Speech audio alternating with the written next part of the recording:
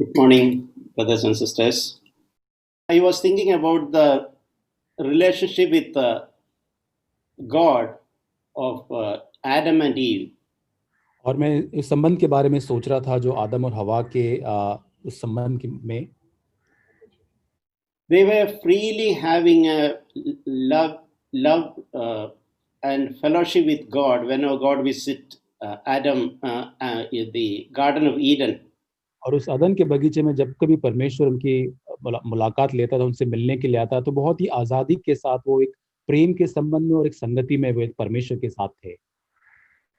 I think it is like children, very young children, waiting for their dad to come home in the evening. और जिस तरह से छोटे बच्चे अपने पिता की बाट जोते हैं शाम को, उनके जब पिता घर पर आने के समय होता है, उस तरह से ही। But that all changed when they disobeyed God. और ये पूरी तरह से बदल गया जब उन्होंने परमेश्वर की आज्ञा का पालन नहीं किया, उसकी आज्ञा का उल्लंघन किया। Yeah, then their conscience was defiled. और तब उनका विवेक जो था पूरी रीति से अशुद्ध हो गया। We read that after that, when God visited them in the garden, और हम पढ़ते हैं कि उसके बाद जब परमेश्वर उनको मिलने के लिए उस बगीचे में गया, Adam and Eve tried to hide themselves from the presence of God. और वहां पे परमेश्वर की उपस्थिति से आदम और हवा अपने आप को छिपाने की कोशिश कर रहे थे, Because their conscience was defiled. क्योंकि उनका विवेक जो था पूरी तरह से अशुद्ध हो चुका था। They wanted to hide themselves from God. और वे अपने आप को परमेश्वर से छिपाने की कोशिश कर रहे थे। This is what happened when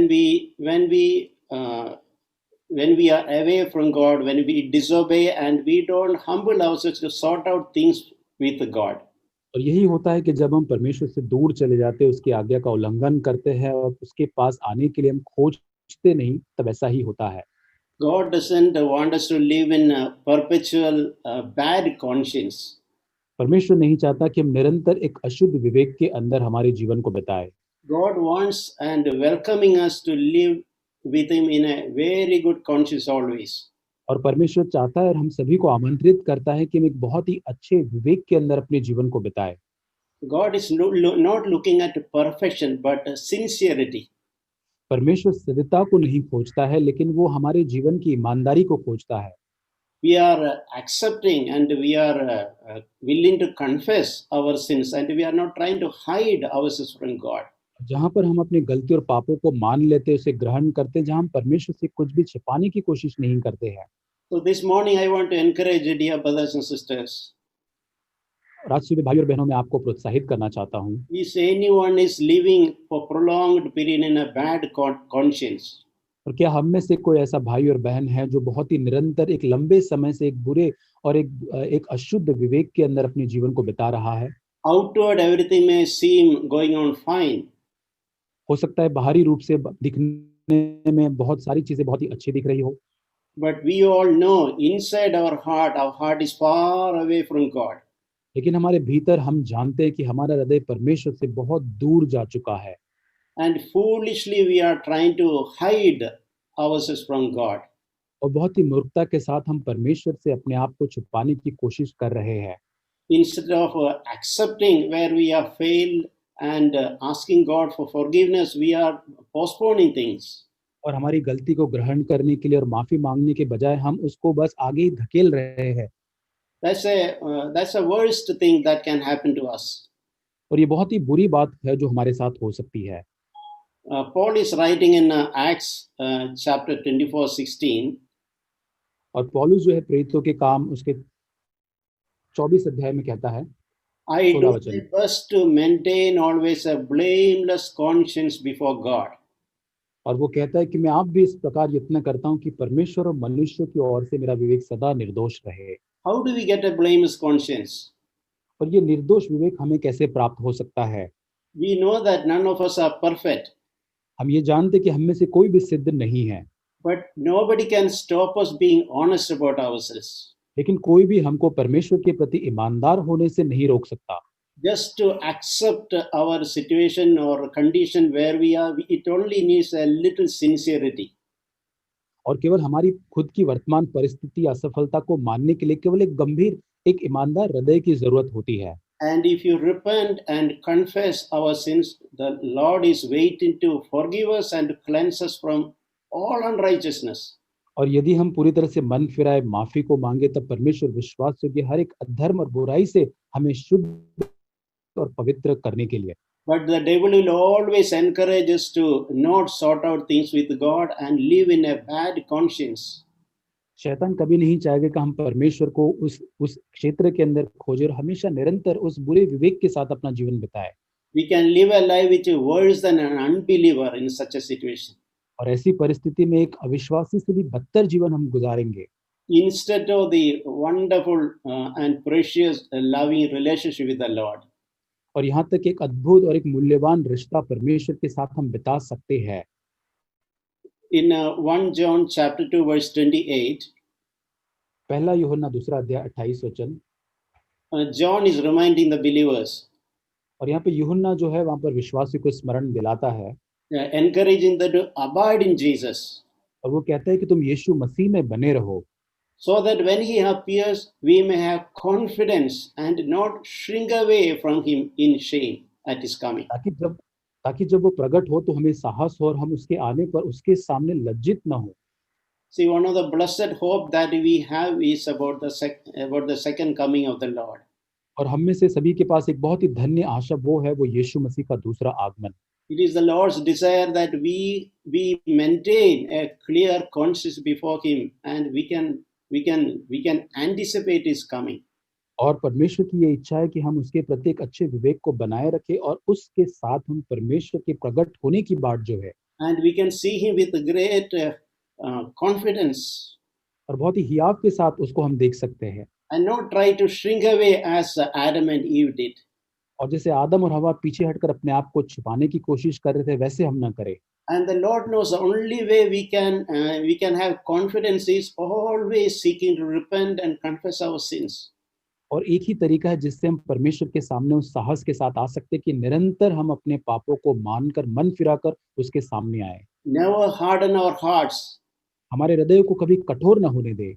So it's not only seeking to live a life with a good conscience before God and also with all people.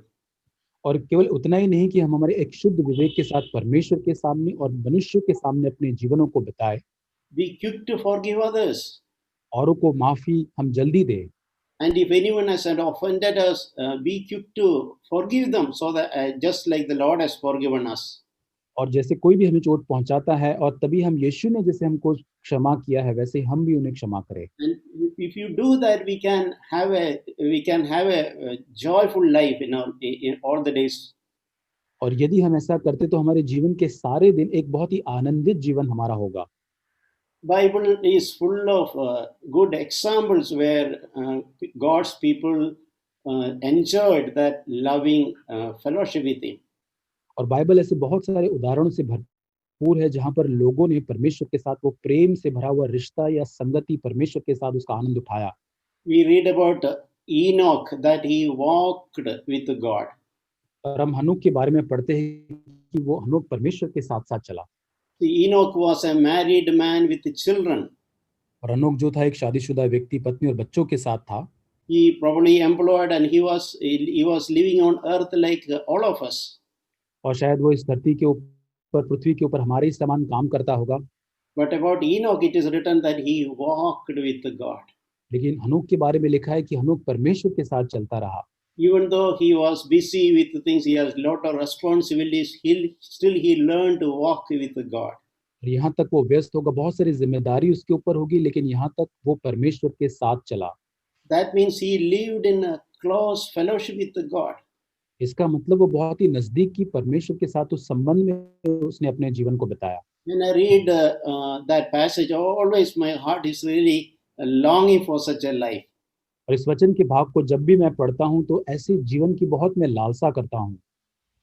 Because it is possible. क्योंकि ये संभव है।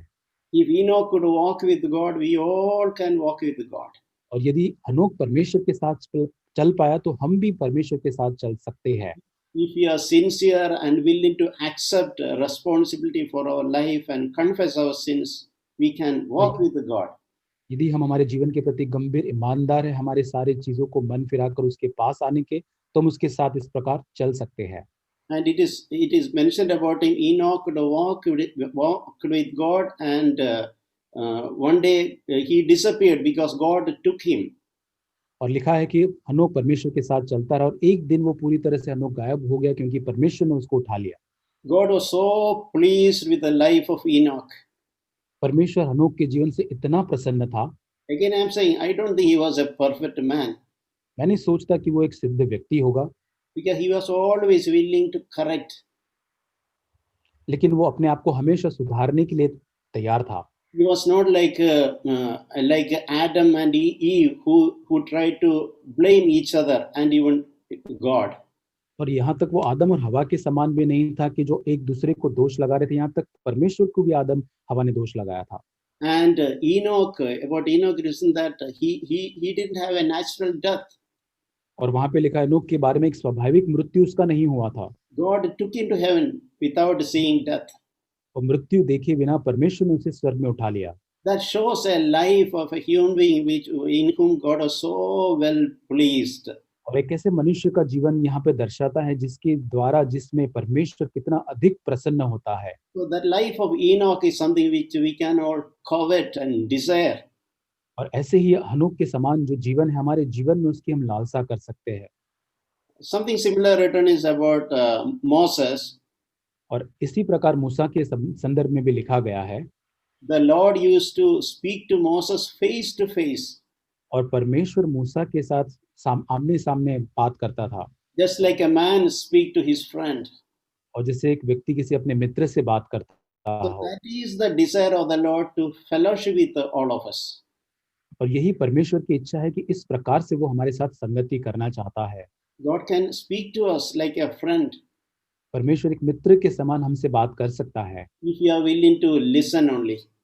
और केवल हम उसको सुनने की इच्छा रखें। And God told Moses that my presence will go with him. और परमेश्वर ने मूसा से कहा कि मेरी उपस्थिति तेरे साथ साथ चलेगी। Yeah.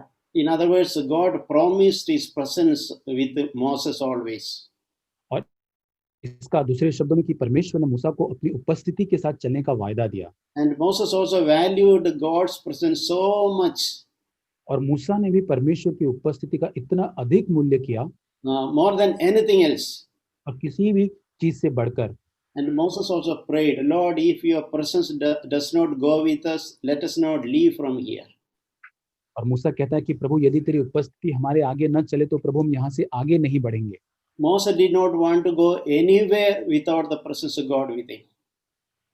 और परमेश्वर की उपस्थिति उसके साथ रहे बिना मूसा कहीं पर भी जाना नहीं चाहता था। Whatever may be good ideas in front of him, he did not want to leave unless God is promising his presence in his life. और कितने भी अच्छे और बुद्धिशाली और अच्छे विचार उसके आगे हो, लेकिन जब तक कि परमेश्वर की उपस्थिति आगे न बढ़े वो आगे नहीं चलना चाहता था। That is something which we all can also cherish in our life, seeking to have the presence of God always in our life. और ये ऐसी बात है जो हमारे जीवन में भी इसकी चाहत रख सकते हैं, जहाँ हमेशा हम परमेश्वर की उपस्थिति को हमारे जीवन में चाहते रहे। Never to be anywhere or any situation where the presence of God is missing. हम कहीं पर भी या कोई भी ऐसी चीज में हम न पाए जाए जहाँ परमेश्वर की उपस्थिति न हो। Moses also recognized the difference between godly people and ungodly people. और मूसा ने यहाँ पर जो ईश्वरीय लोग होते और जो ईश्वरीय लोग नहीं होते उनके बीच का अंतर भी उसने जान लिया। Moses recognized that even the unbelievers, other heathen people, recognize God's people by God's presence in their life and in their midst. और यहाँ पर मूसा ने जिस तरह से इस प्रकार जान लिया कि यहाँ तक अविश्वासी लोग भी परमेश्वर के लोगों को उसके ऊपर परमेश्वर की रही उपस्थिति के द्वारा जान सकते हैं कि परमेश्वर के लोग हैं। We know about David. Dawood के बारे में जानते हैं। David was far from a perfect person. और दाऊद जो है बहुत ही एक सिद्ध मनुष्य होने से बहुत दूर था वो। He was probably committed certain things which none of us have ever done. और उसने ऐसी बातें की, ऐसे पाप के शायद हम में से कभी शायद किसी ने नहीं किया हो। He was a murderer and he was an adulterer. और वो वहां पर मृत्यु घात करने वाला और एक व्यभिचारी ठहरा। But when God convicted him, he readily accepted it and never tried to hide.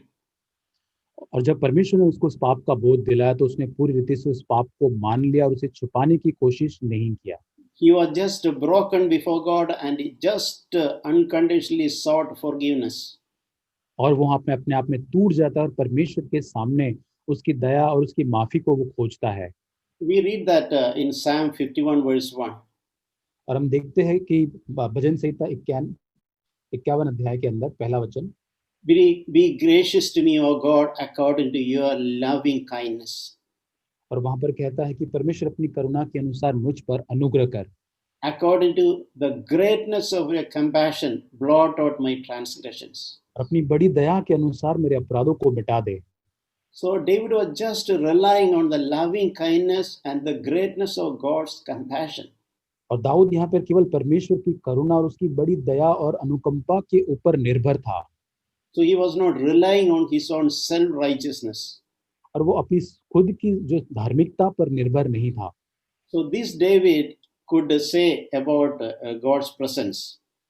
और दाऊद यहाँ पर परमेश्वर की उपस्थिति के बारे में इस प्रकार कहता है, In your presence there is fullness of joy, और वो कहता है तेरी उपस्थिति में आनंद की भरपूरी है, and in your right hand are pleasures forevermore.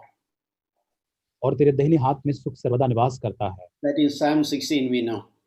हम भजन संहिता 16 में इसको पढ़ते हैं। So there is nothing anywhere else we can get in this world such a level of perfect and pure joy in the presence of God. और परमेश्वर की उपस्थिति में पाया जाने वाला बहुत ही सिद्ध और शुद्ध आनंद हमें इस संसार में और कहीं भी नहीं मिल सकता। David is also telling in Psalm 27, verse 4, और भजन संहिता 27:4 में इस प्रकार कहता है, one thing I have desired from the Lord, एक वर मैंने यहोवा से मांगा है, and I will seek only that, और उसी की यत्न में मैं लगा रहूंगा, that I may dwell in the presence of the Lord, in the house of the Lord all the days of my life. जिससे कि मैं जीवन भर यहोवा के भवन में रहने पाऊं, Not just on Sundays, और केवल रविवार को नहीं, all the days of my life. मेरे जीवन के हर दिन। So that was David desired, Lord, please allow me, give me that grace that every day, all the 7 days of the week, help me, Lord, to live in your presence. और यही दाऊद की बहुत इच्छा थी कि वो परमेश्वर से मांगता है कि प्रतिदिन वो सप्ताह के 7 दिन हो सकते हैं, प्रभु मैं तेरे उपस्थिति में रहना चाहता हूँ, And to behold the beauty of the Lord and to meditate in his temple. ताकि उससे परमेश्वर के भवन में मैं मनन कर पाऊं और उसकी सुंदरता पर अपने मन को लगाए रखूं। So David could pray that prayer from his heart. और दाऊद ये प्रार्थना अपने हृदय से कर पाया, And he was not seeking nothing else, anything else. और इससे बढ़कर और कुछ नहीं खोज रहा था वो। Similarly, Asaph is making a similar prayer in Psalm 73, verse 25. और 73 भजन संहिता के अंदर उसमें हम देखते हैं 25 Psalm 73, verse 25. 75, Whom have I in heaven but you, Lord?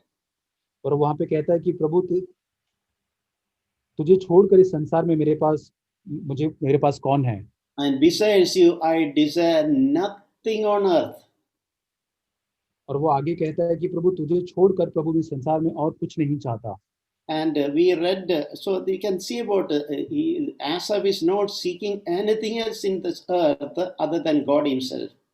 और हम आसाफ के बारे में देखते हैं कि परमेश्वर को छोड़कर इस संसार में और किसी चीज की खोज वो नहीं कर रहा है।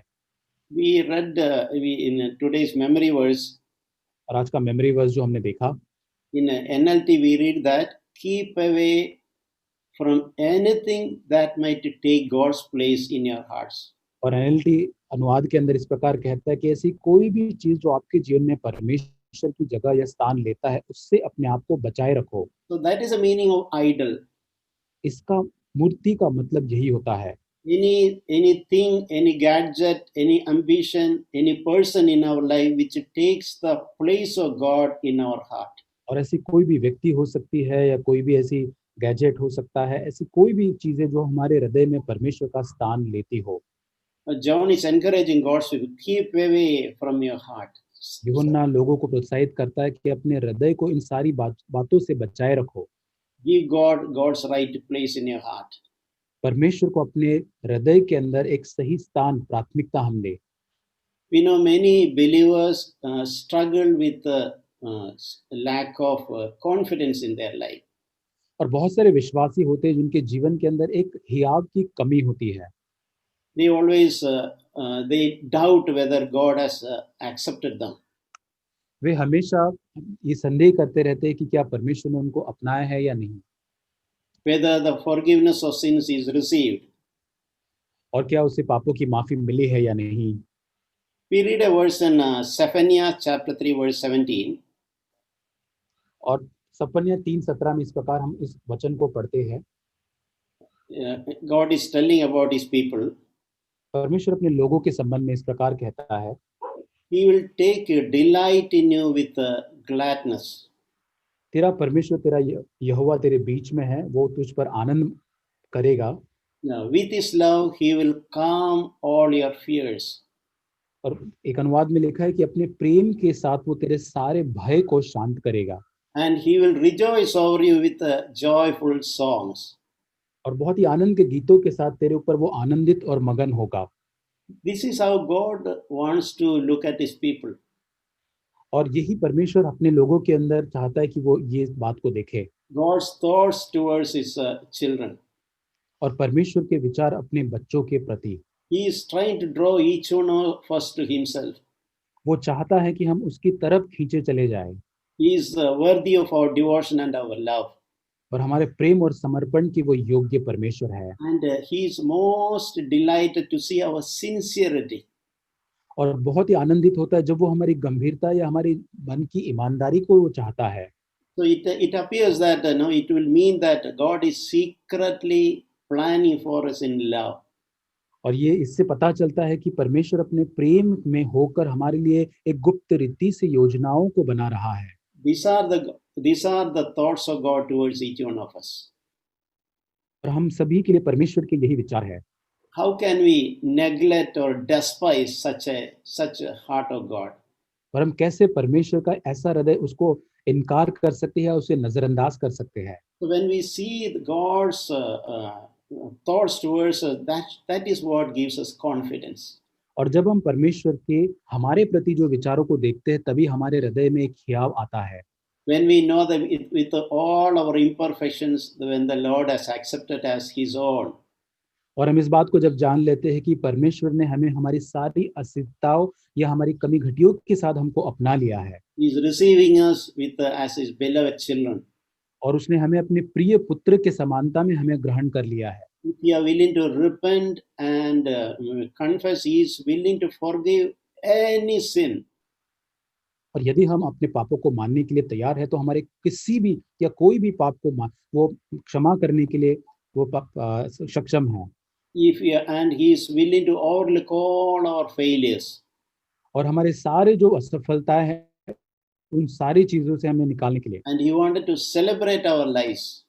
वो हमारे जीवनों के ऊपर उत्सव मनाना चाहता है। These are things so clearly written in the scriptures. और वचन में कितनी साफ रीति से इन बातों को लिखा गया है। It should give us great confidence in our life. और ये हमारे जीवन के अंदर एक बड़ा हियाव या भरोसा हमारे जीवन के अंदर लाने पाए। Instead of condemning ourselves, living a life of with a bad conscience, God wants us to lift our heads. और अपने आप को दोषित किए बिना या एक अशुद्ध उस विवेक के साथ जीने के सिवाय। It's one place it's written, he is the lifter of my head. और एक वचन के एक भाग में लिखा है कि वो मेरे सिर को ऊंचा करने वाला है। God is not someone who push our head down. परमेश्वर ऐसा नहीं जो हमारे सिर को नीचा करने वाला नहीं है। That is devil's desire. Always hang your head in and live in bad conscience and lack of confidence. और ये शैतान की ऐसी इच्छा होती है कि हम हमेशा अपने सर को नीचे झुकाते हुए एक बुरा जो विवेक होता है या एक बुरे कैसे एक स्वभाव के अंदर अपने आप को दोषित करते अपने जीवन को बिताए। But our heavenly Father is a lifter up our head. लेकिन हमारा स्वर्गीय पिता हमारे सिरों को ऊंचा करने वाला, उठाने वाला है। Dear brothers and sisters, I want to really encourage you today. और भाइयों और बहनों, मैं आपको वास्तविक रूप से आज प्रोत्साहित करना चाहता हूँ। Draw near to God. परमेश्वर के करीब आए and He will draw near to us. और वो हमारी और करीब आएगा। If you are willing to repent and confess, the Lord is willing to accept us as we are. और जैसे हम हैं हमारी अवस्था के अंदर हम अगर अपने पापों को मान लेते हैं तो परमेश्वर हमें जैसे हम हैं हमको वो पूरी तरह से माफ करेगा। We want to rejoice in our life. वो हमारे जीवन पर आनंद मनाना चाहता है। In Luke chapter 10, लूका उसका 10 अध्याय, we know the story of Martha and Mary. और इस कहानी के अंदर मार्था और मरियम के बारे में इस कहानी को हम सब जानते हैं। When Jesus and disciples visited their house, Martha was so much busy. और जब यीशु मसीह और उसके चेले मार्था और मरियम के घर पर गए तब मार्था जो है बहुत सेवा करने में बहुत ही व्यस्त थी। It's mentioned that Martha was distracted with all her preparations. और वहां पे लिखा है कि मार्था जो सारी तैयारियां वो कर रही थी सारी चीजों में बहुत ही अपने आप को मन में उसके विचार विचलित थे। Martha was not involved in any sinful things. और मार्था यहाँ पर कोई पापमय चीजों के अंदर नहीं थी। He was busy in some legitimate things. और यहाँ पर जो अच्छी बातें होती है जो उसके अंदर ही वो व्यस्त थी। Some rightful preparations for the guests is not a wrong thing. और ये कोई गलत बात नहीं थी क्योंकि वो मेहमानों के लिए जो करना चाहिए सही चीज वो कर रही थी। But she was distracted. लेकिन वो अपने विचारों के अंदर पूरी तरह से खोई हुई थी। She was missing what is the best in her life. और वो परमेश्वर का जो उत्तम जो उसके जीवन में उसे खो रही थी। So I seen many believers ask this, what I had done wrong. और can you repeat uncle? Many believers ask this question, what have I done wrong? और बहुत सारे विश्वासी ये प्रश्न को पूछते हैं कि मैंने मेरे जीवन में क्या गलत किया So है। it may not be always a question of doing right and wrong. और यहाँ पर क्या सही है गलत वो नहीं है उसका संबंध। We should not be distracted even in doing right things. लेकिन अच्छी चीजें करते समय भी हमें भटकना नहीं हमारे विचारों में। So Jesus responded, Martha, Martha, you are worried and bothered about so many things. यीशु ने कहा मार्था मार्था तो बहुत सारी चीजों की चिंता करती है But only one thing is necessary. लेकिन एक ही चीज की आवश्यकता है। And Mary has chosen that good part. Maryam ने एक उत्तम भाग चुना है We shall not be taken away from her. और वो उत्तम भाग उससे कभी भी ले लिया ना जाएगा। You know, Mary chose to gave the preference to listen to Jesus. और मरियम ने यीशु मसीह को सुनने के लिए प्राथमिकता दी। And I really love the way it is written. Jesus mentioned, it shall not be taken away from her. ये बहुत अच्छा मुझे लगता है कि ये बात जो यहाँ पे लिखी है कि वो मरियम ने जो बात चुनी उससे वो छीनी ना जाएगी। So very often I prayed, Lord, let it not be taken away from me. और प्रभु हम भी ये प्रार्थना कर सकते हैं कि प्रभु मेरे जीवन से भी ये ले लिया ना जाए। Let me not miss that one most important thing, which is listening from you. और ये बहुत ही महत्वपूर्ण बात जो तेरे से सुनना है कभी भी मुझसे प्रभु ले लिया ना जाए। I don't want to be distracted and busy in doing lot of good things which I think. और जो भली चीजें जो मुझे करनी चाहिए वो करते करते मुझे भटकना नहीं चाहता, न प्रभु उन सारी चीजों के अंदर मैं अपने आप को व्यस्त करना चाहता हूँ। Before doing 100 good things, I want to listen to Jesus. और 100 चीजें जो मुझे अच्छी चीजें करनी है वहां पर मुझे यीशु मसीह को सुनना है। In the new covenant, the relationship with the Christ and believers are compared to a bride and bridegroom. और नए नियम के अंदर यीशु मसीह और उसकी कलीसिया का जो संबंध है एक दुल्हे और दुल्हन के संबंध के साथ उसके साथ उसकी जोड़ी की गई है। That is an easy thing to understanding which any human being can have. और बहुत ही आसान रीति से ये तुलना जो यहाँ पर की गई है वो एक सामान्य व्यक्ति भी उसे समझ सकता है। Any good person, when he is engaged to somebody, he will not think about someone else. और एक व्यक्ति जब जिसका जो सगाई जो है एक दूसरे व्यक्ति के साथ जब हो जाती तो वो किसी और चीज या व्यक्ति के ऊपर अपने विचार मन को नहीं लगाते। They will be eagerly looking for that day of the wedding when they will be united. और वो बहुत ही इच्छा के साथ लालसा के साथ उस विवाह के दिन की वो बाट जोते हैं कि जब वो एक होंगे। So that picture was presenting by Paul in 2 Corinthians chapter 11. और दूसरा कुरिन्थियों 10 अध्याय के अंदर यही चित्र पौलुस जो है वो अपनी कलीसिया के लोगों को वहां पर देता है। He's saying that I am afraid that as a serpent deceived Eve by his trickery. और वहां पर हम देखते हैं कि वो कहता है कि मैं डरता हूं कि जैसे सांप ने अपनी चतुराई से हवा को बहकाया, That your mind may be led astray from sincere and pure devotion to Christ. और वहां पे तीसरे वचन में लिखा है कि तुम्हारे मन उस सिधाई और पवित्रता से जो मसीह के साथ होनी चाहिए कहीं भ्रष्ट या भटक न जाए। The devil knows that none of us will easily fall into any major sin. शैतान बहुत अच्छी तरह से ये जानता है कि हम एक बड़े जो पाप होते हैं उसके अंदर हम आसानी से नहीं गिरेंगे।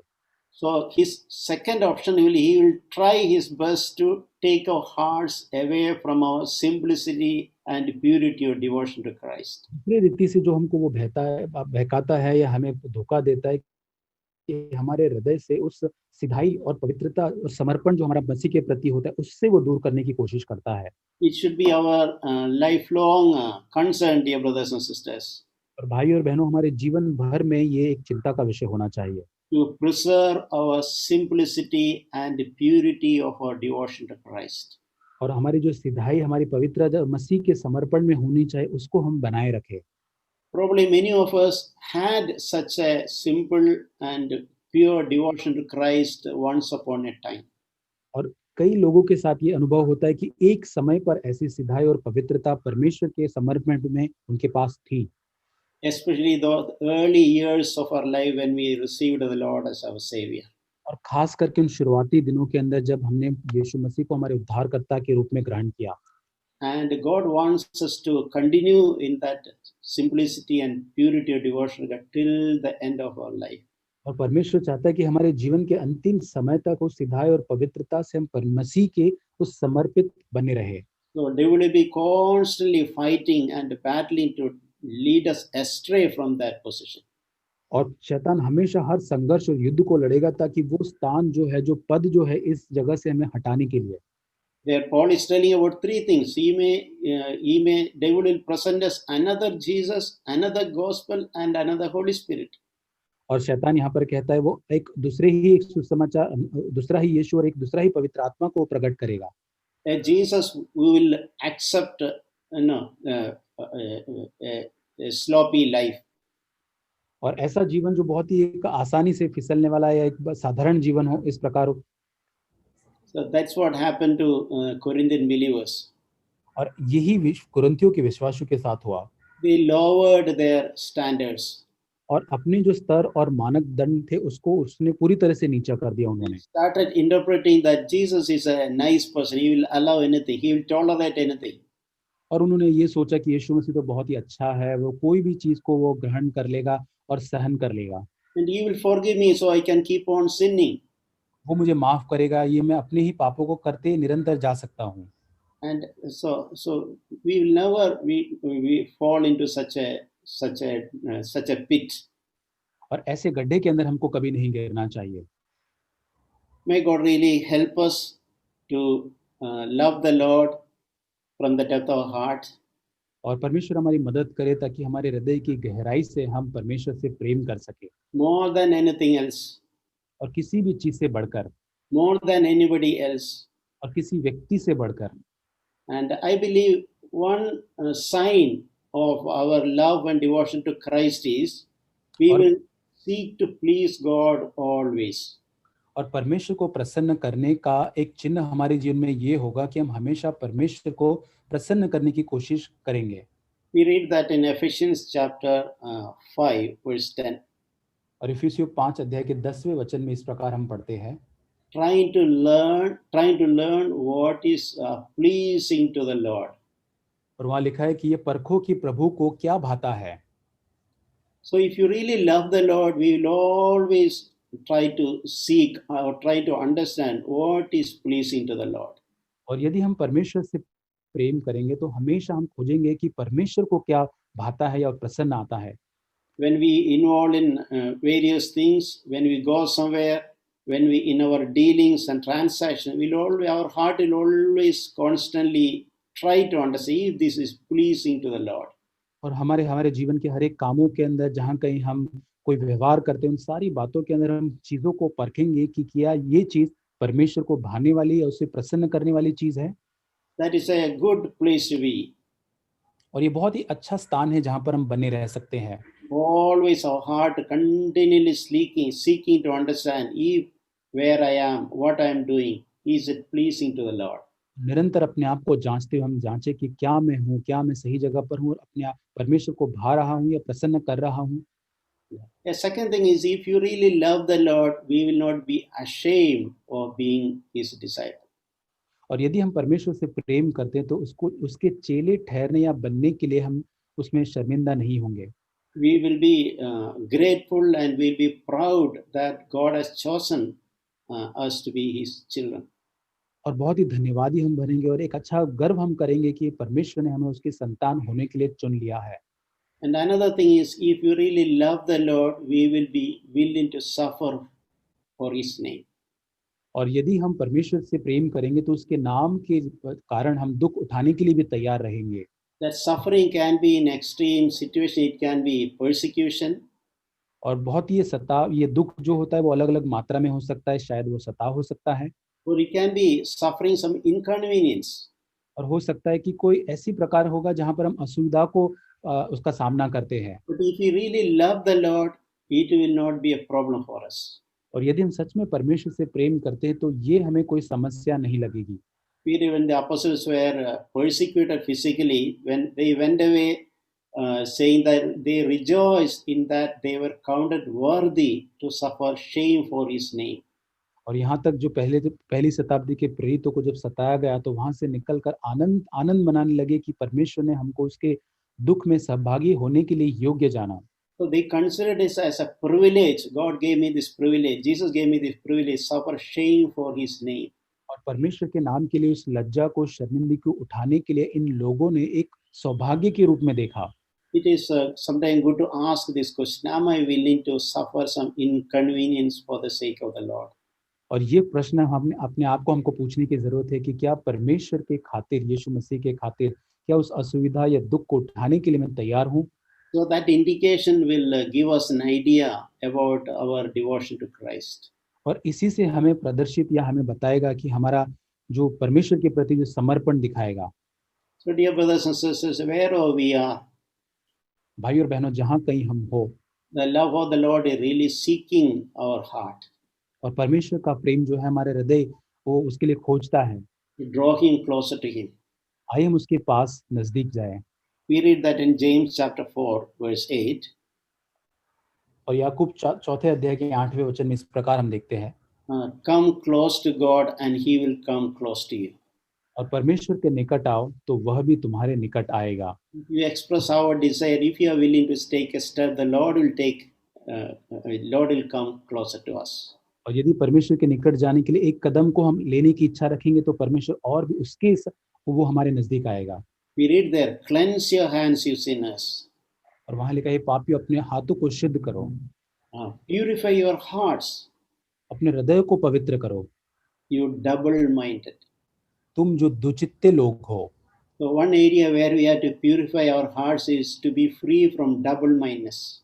और एक क्षेत्र हमारे हृदय में हमें शुद्ध होने की जरूरत है जहां हमारे हृदय में हम दो मन के व्यक्ति हो जाते हैं।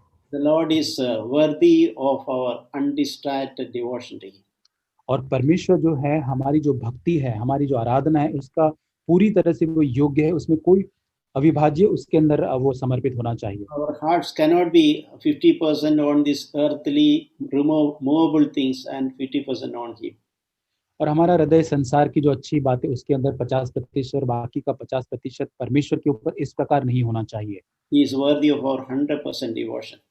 वो परमेश्वर हमारी 100% भक्ति के योग्य है। That is the desire and longing of my heart. और यही इच्छा और मेरे जीवन की लालसा मेरे हृदय की यही है। I am sure the Lord is inviting all of us to constantly pursuing such a life of undistracted devotion to Him. और मैं यही विश्वास करता हूँ कि परमेश्वर हम सभी के जीवन से भी इसी प्रकार का जीवन चाहता है कि बिना विभाजन के परमेश्वर के प्रति भक्ति और समर्पण का जीवन बिताए। Amen. आमीन। Really, I thank God and praise the Lord for this, what I have heard. और परमेश्वर का मैं धन्यवाद करता हूँ, उसकी स्तुति करता हूँ जो बातें आज मैंने सुनी उसके लिए। It was like Brother Abu was really, rubbing, iron with iron, when it rubs, there is a spark. और जैसे भाई अबू ने इस वचन को बांटा, जैसे एक लोहा दूसरे लोहे के साथ जब घिसते हैं उसके अंदर एक स्पार्क होता है। It was something like,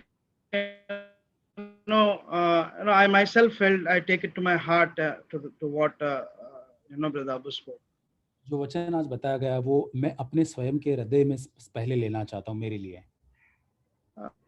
because this is something where we all need to work every day, and as Brother Abu said, it's not just one day or a Sunday, but every day. ये ऐसा एक क्षेत्र है जहाँ पर केवल रविवार को ही हमें कार्य नहीं करना, लेकिन प्रतिदिन इस क्षेत्र के अंदर हमको कार्य होते हुए देखना है। Yes, and the last part, what he said was very, very touching. Trying to learn what is pleasing to the Lord. और जैसे हमने उस वचन के अंदर पढ़ा कि परमेश्वर परखो कि परमेश्वर को भानी वाली चीजें कौन सी है। Yes, drawing very close to Him, cleansing the hands, and come spotless, which I really I eager it every day. और प्रतिदिन यही इच्छा रखता हूँ कि पूरी तरह से कोई भी दाग बिना या पूरी तरह से शुद्धता के पूरी तरह से शुद्ध होकर परमेश्वर के सामने में आऊं। As a new covenant church, like we are waiting for the bridegroom to come, Christ to come. नए नियम की कलीसिया होने के नाते हम उस दुल्हा जो यीशु मसीह उसके आने की राह देखते हैं। Yes, preserving ourselves, with simplicity and purity till the end of His coming. और हमारी उस सादगी को, उस सीधाई को और उस शुद्धता को जब तक वो नहीं आता अंत तक बनाए रखते हुए। Yes, we do not know when He would come, but I should be prepared, and I should be, living that clear conscience life and come to Him, waiting for Him, drawing closer. और मैं नहीं जानता कि उसका कब आना चाहता, लेकिन हर समय में निरंतर उस शुद्ध विवेक के साथ अपने आप को शुद्ध करते हुए मैं उस जीवन को बिताऊं। Actually, I had a thought like this is the time of reconciliation. और यहाँ पर ये समय है कि हम पुनः स्थापित या मेल मिलाप करें। Telling God that I want to come close to you. परमेश्वर हमसे ये कहता है कि मैं तुम्हारे नजदीक आना चाहता हूँ। No, I am telling God that I want to come close to you, Lord. मैं परमेश्वर से इस प्रकार कहता हूँ कि प्रभु मैं तेरे नजदीक आना चाहता हूँ। And Lord, you remain in me. और ताकि प्रभु तू मेरे भीतर बना रहे। And then allow, I'm telling God, I want to allow you to prune my life, and to prune my life. और मैं परमेश्वर को अनुमति देता हूँ कि प्रभु तू मेरे जीवन को छांटे और काटे। That heart I should really live it every day. प्रतिदिन मुझे इस हृदय के साथ जीवन बिताना है। When I was just thinking about it, I remember two authors. और जिस बात को मैं याद कर रहा था तो दो जो लेखक उसके बारे में मैं याद कर रहा था। And they were very old authors, and that is Fanny Crosby, one of them. और एक लेखक जो है जो फेनी क्रॉस्बी है जिनका नाम, she has written more than 8,000 songs in her life. और उन्होंने 8,000 जैसे जो गीत है वो लिखे हैं अपने जीवन में। And being blind, because of some mistreatment, the life what she really lived was wonderful in front of God's eyes. और कुछ गलत इलाज की वजह से वो अंधी हो गई थी, और जो परमेश्वर की नजर में उन्होंने जो जीवन बिताया वो बहुत ही अद्भुत था। That one song I remember about her is "Thou art my everlasting portion." और वहां पर एक गीत में वो कहती है कि प्रभु तो अनंत काल में मेरा एक भाग है। And then it says, "More than friend to me." और एक मित्र से भी अधिक बढ़कर तू मेरे लिए है। And there she writes like, "All alone my pilgrim journey, Savior, let me walk with thee." और प्रभु इस यात्रा के दौरान प्रभु मुझे अनुमति दे कि प्रभु मेरी यात्रा में मैं तेरे साथ साथ चल सकूं। And there she quotes this word in the chorus, close to thee, and close to thee, all alone my pilgrim journey. और प्रभु वो एक उस पंक्ति में कहते कि उस यात्रा के दरमियान और नजदीक तेरे समीप में आना चाहती हूँ। And there she again quotes a word saying that not for easy worldly pleasure, not for prey, not for frame. और यहाँ पर कोई आसान संसारिक जीवन के लिए नहीं। This is what I need to also learn, and I was just thinking about it, the life what she lived and how that closeness she developed in her life with the Lord. यही मैं सीख रहा था अपने जीवन में कि प्रभु कैसे इस व्यक्ति ने परमेश्वर के निकटता में कैसे वो आई, और वैसे मैं भी आना चाहता हूँ। Because many of the times in sufferings or in toils, there is a time like I give up, or we sometimes we give it up also. और ऐसे कई बार ऐसी बातें होती है, दुख होते हैं, परीक्षण होते हैं, जहाँ पर हम पूरी तरह से हार मान लेते हैं वहाँ पर। In this song she writes it like this also: Gladly will I toil and suffer. उस गीत में कहती है, उस पंक्ति में, कि प्रभु बड़े आनंद से प्रभु जिन सारे दुखों को मैं सहूंगी। That joy, she says, even if I'm going through difficulties or trials in my life or challenges or temptations, I want to take it gladly to myself. और वो कहती है कि कोई भी दुख से, चुनौती से या किसी भी प्रकार के तकलीफ से मैं गुजरती हूँ, बहुत बड़े आनंद के साथ प्रभु मैं उसे लेना चाहती हूँ। Imagine she being blind and she has the joy of going through toil and suffering, which myself I take it as a challenge. How she could have done that. और मैं इस बात को सोचता हूँ कि वो अंधी होने के बाद भी परमेश्वर के आनंद में इस तरह से बने रहना चाहती है। मैं अपने आप के जीवन में शायद इस स्तर तक मैं नहीं पहुंचा हूँ या होना चाहता हूँ। And then she writes lastly, she says, only let me walk with thee.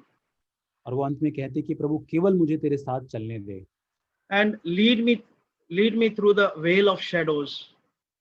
और प्रभु उस साए के द्वारा प्रभु तू मेरी अगुवाई कर। That she could enter that eternal gate of life. ताकि वो जीवन का जो अनंत काल का जो द्वार है उसके अंदर वो प्रवेश कर सके। The desire to enter, to that eternity and to be with the Lord. ताकि उस अनंत काल में परमेश्वर में उसमें प्रवेश करने के लिए और परमेश्वर के साथ बने रहने की इच्छा उसमें थी। This is what a joy, of going through suffering I need to have. और इसी प्रकार उन कठिनाइयों से गुजरने का आनंद मुझ में होना चाहिए। And another singer, another author, which she's also a female.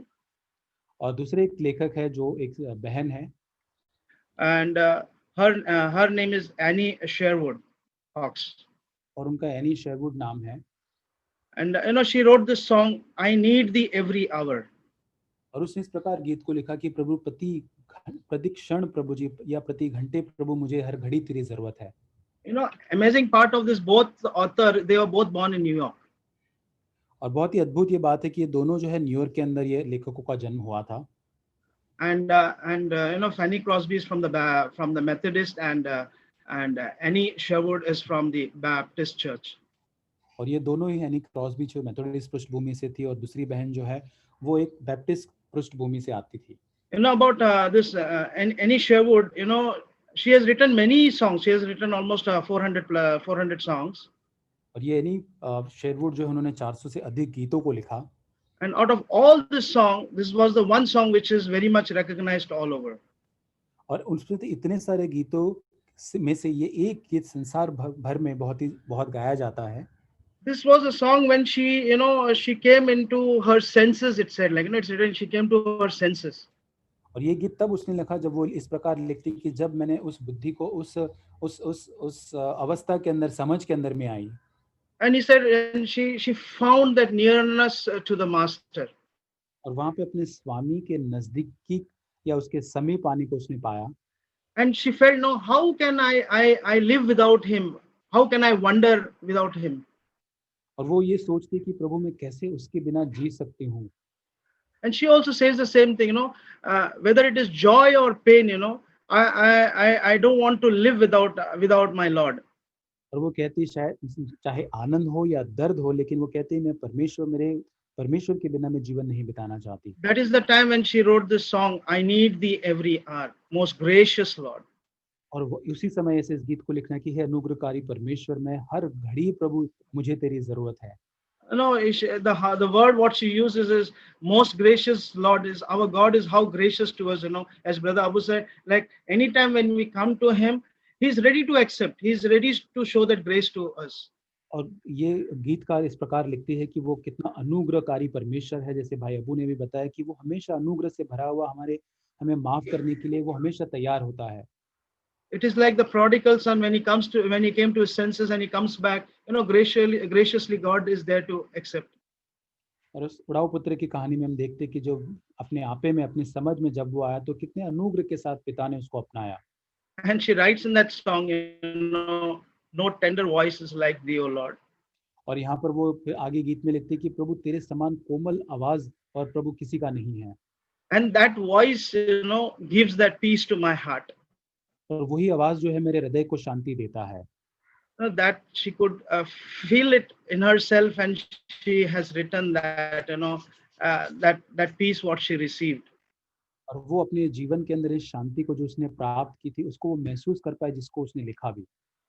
Even that prodigal son's life also, when he saw his father calling him, and when the father comes to him, he could have got, what would be that comfort what he would have received. और हम देखते उड़ाऊ पुत्र जब लौटता है अपने आपे में आकर, उसके पिता ने जब उसको ग्रहण किया तो किस प्रकार का प्रोत्साहन उसको प्राप्त हुआ, हम उसको सोच सकते हैं। And it's right, I need thee, I need thee. Every time she's telling that I want you, O Lord. और वो परमेश्वर से कहती कि प्रभु हर घड़ी हर क्षण प्रभु मुझे तेरी जरूरत है। And there she's telling another thing, just stay, nearby me. और वो आगे भी कहती कि प्रभु तू मेरे नजदीक ही रहे, मेरे पास रहे।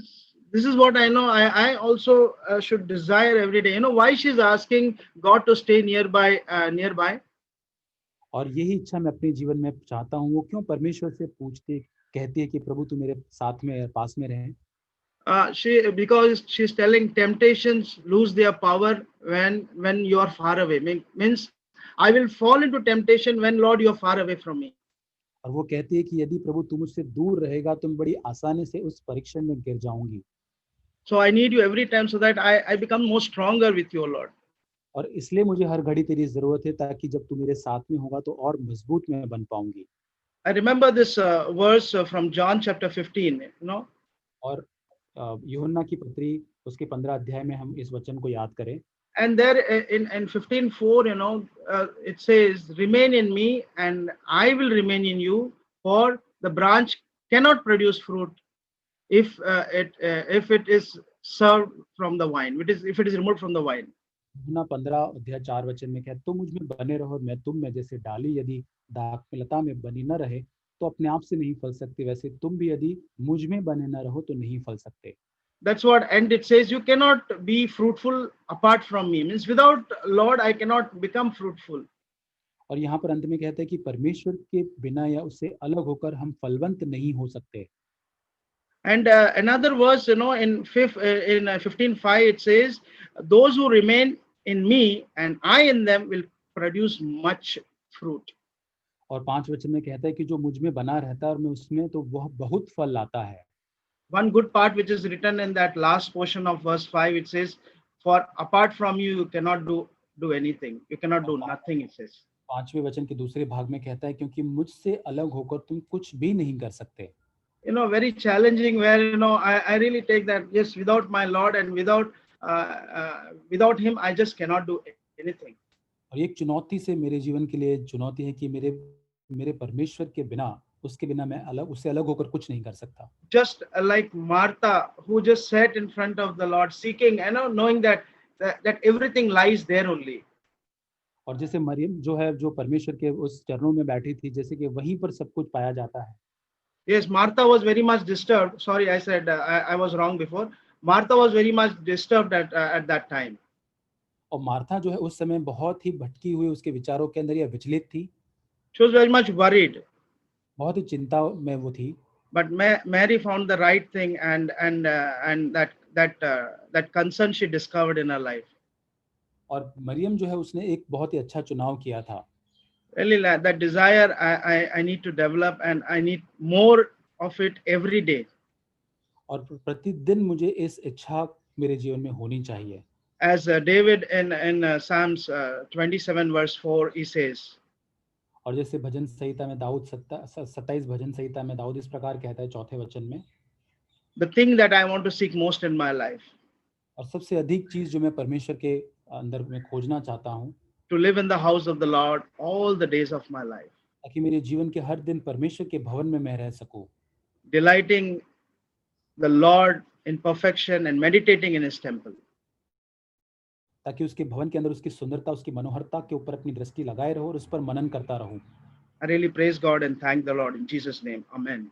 और परमेश्वर का मैं धन्यवाद और स्तुति करता हूँ यीशु मसीह के नाम से, आमीन।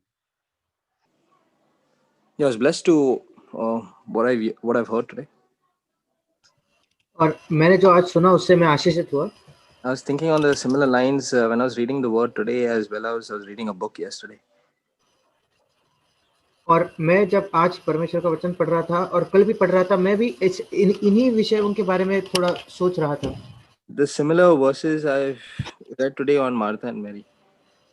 और आज मैंने मार्था और मरियम के बारे में इन्हीं वचनों को आज पढ़ा। And it says that in 41 and 42 that Martha was busy with so many things. और लूका 10 उसके 41 और 42 में लिखा है कि मार्था जो है वो बहुत बातों से। And Jesus says that Martha, you're busy with so many things. और फिर यीशु उससे कहता है, मार्था, हे मार्था, तू बहुत बातों के लिए चिंतित है। And Mary has chosen the good part. और मरियम जो है उसने उत्तम भाग को चुन लिया है। It says that but only a few things are necessary, really only one. That is, Mary has chosen the good part, which is to sit at Jesus' feet and listen. English में ऐसा है कि कुछ बातें अवश्य है, पर वास्तविकता में एक ही बात आवश्यक है, और मरियम ने वो अच्छा भाग चुन लिया है। I was just thinking to myself that there are so many good things which I can do on a daily basis. और मैं सोच रहा था कि दिन प्रतिदिन ऐसे कई कहने में कर सकता हूँ। But am I sitting at Jesus' feet, which is the only thing which is required? पर क्या मैं यीशु मसीह के चरणों, जो इकलौती बात है जो वास्तविकता से जरूरी है, Am I sitting there, or am I mindful of other things in the world? क्या मैं वहां बैठा हूं या मैं संसार की दूसरी बातों के वजह से चिंतित हूं? It reminded me of while reading the book called Shadow of the Almighty of Jim Elliot. और जिम एलियट की एक किताब है, इसको पढ़ते हुए मुझे ये याद आ रहा था।